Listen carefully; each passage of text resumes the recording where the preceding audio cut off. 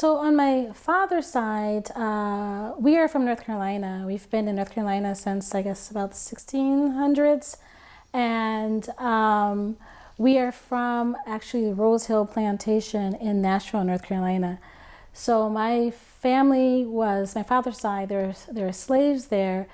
And when that family fell on hard times and after slavery, my grandfather and his brother were actually able to purchase their own land, and it's land that we have in our family today.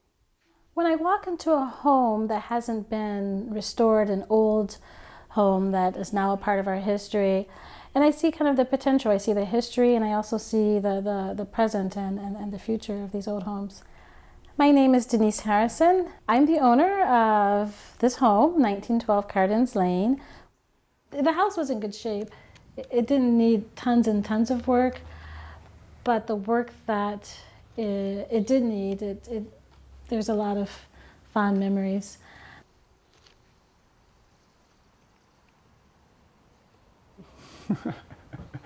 Denise is an interesting, one of my interesting customers. Most of my customers are into modernization, and Denise is on the opposite end of the scale. So it's challenging, but it's fun working with her, on these projects, because it makes me have to do my homework. And then when I see the finished product, you see the finished product, and you can say, yeah, I see what she's looking. I see her vision.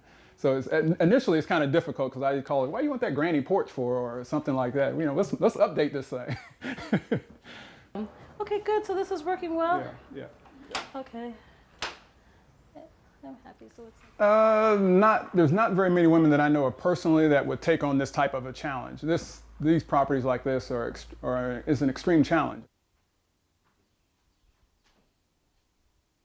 I grew up right in a time when feminism was coming of age. I consider myself a feminist, where women could actually have choice of what they were going to do. I think for most of history, women did not have but so much choice and not that much freedom.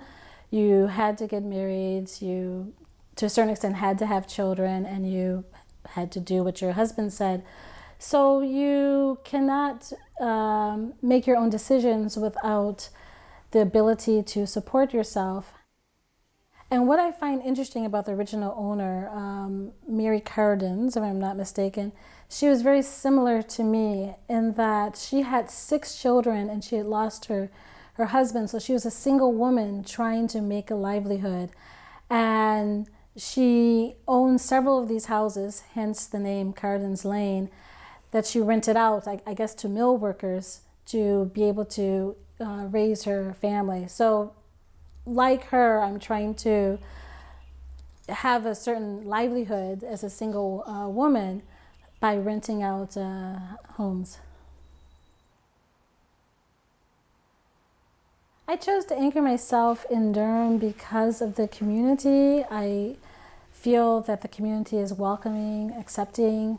I feel that I'm a part of the community. I come and I go. In Durham, I own 5 homes. They've become like my children and my husband in a sense. So children in the sense that I'm raising them or growing them or restoring the homes, and a husband in the sense that, or a partner, because they're providing economic stability. They're providing rents to allow me to live comfortably. So yeah, they grow with me and they also sustain me.